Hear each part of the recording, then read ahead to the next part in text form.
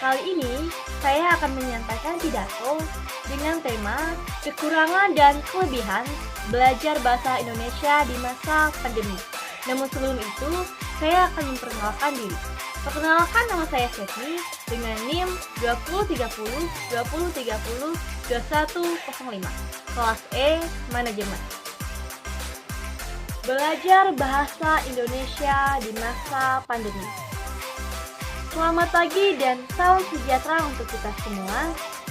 Yang terhormat Dr. Misnawati MPD dan teman-teman sekalian yang saya hormati. Puji syukur kita panjatkan kepada Tuhan Yang Maha Esa atas kasih dan karunia-Nya kita masih diberikan kesehatan sampai saat ini. Saya ucapkan terima kasih atas kesempatan yang telah diberikan untuk menyampaikan pidato dengan tema kekurangan dan kelebihan belajar bahasa Indonesia di masa pandemi. Hadirin yang berbahagia, seperti yang telah kita ketahui bahwa negara kita pada saat ini sedang berjuang menghadapi pandemi COVID-19. Tentunya hal itu menjadi perjuangan bagi kita semua. Perjuangan tanpa kenal lelah, perjuangan melawan bosan, dan perjuangan memutus mata rantai penyebaran wabah ini. Semua aspek kehidupan kita merasakan dampaknya, tak terkecuali di bidang pendidikan. Sejak diumumkannya pertama kali ada kasus pertama COVID-19 pada Maret 2020, sekolah meniadakan pembelajaran tatap muka dan menggantikan dengan pembelajaran dari rumah, pembelajaran jarak jauh atau PJJ. Digunakan sebagai media pada masa pandemi karena kesehatan dan keselamatan warga satuan pendidikan dan masyarakat luas menjadi prioritas. Sebulan selama pelaksanaan keputusan bersama tersebut, PJJ menghadapi berbagai tantangan, baik dari guru, orang tua, maupun bagi siswa. Meskipun sudah banyak inisiatif yang dilakukan, mulai dari program guru berbagi, relaksasi penggunaan dana, bantuan operasional sekolah atau BOS, dan dana bantuan operasional atau BOP, PAUD dan pendidikan kesetaraan, program belajar dan rumah di TVRI, dan siaran pembelajaran di RRI. Namun hal ini tidak cukup menjawab tantangan selama PJJ. Pendidikan merupakan salah satu faktor yang sangat terdampak dengan adanya wabah COVID-19 ini.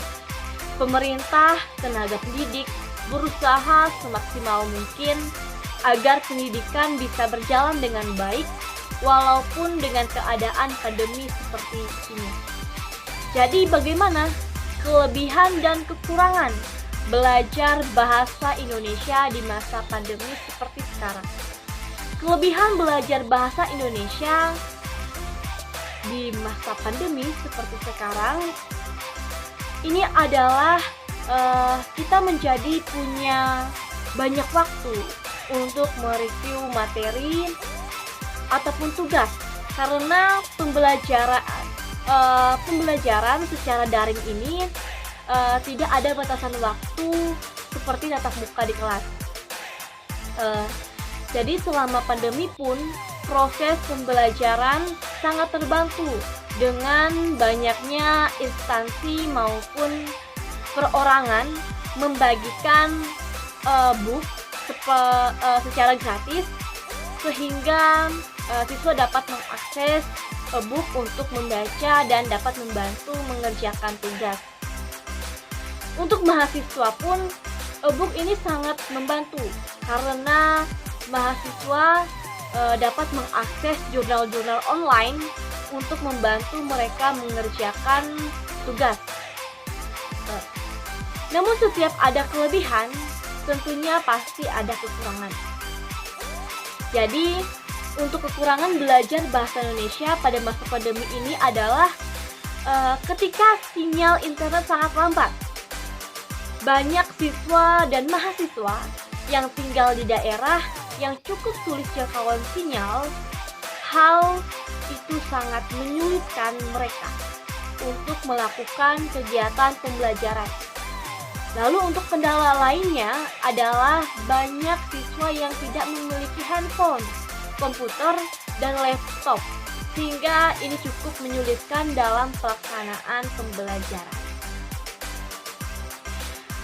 Jadi untuk kesimpulannya, walaupun terdapat kelebihan dan kekurangan dalam pelaksanaan pembelajaran bahasa Indonesia pada kondisi saat ini, tapi pendidikan harus tetap dijalankan sesuai dengan keadaan yang sedang terjadi. Karena tidak mungkin apabila pendidikan ini harus dihentikan. Maka dari itu, kita sebagai siswa maupun pengajar harus melaksanakan PJJ sebaik mungkin agar pelaksanaan pendidikan tetap berjalan dengan baik, dan juga semoga pandemi COVID-19 segera berakhir agar pendidikan bisa berjalan seperti sebelumnya. Setelah pandemi ini berakhir pun, PJJ bisa menjadi salah satu metode pembelajaran alternatif yang digunakan untuk pelaksanaan belajar mengajar.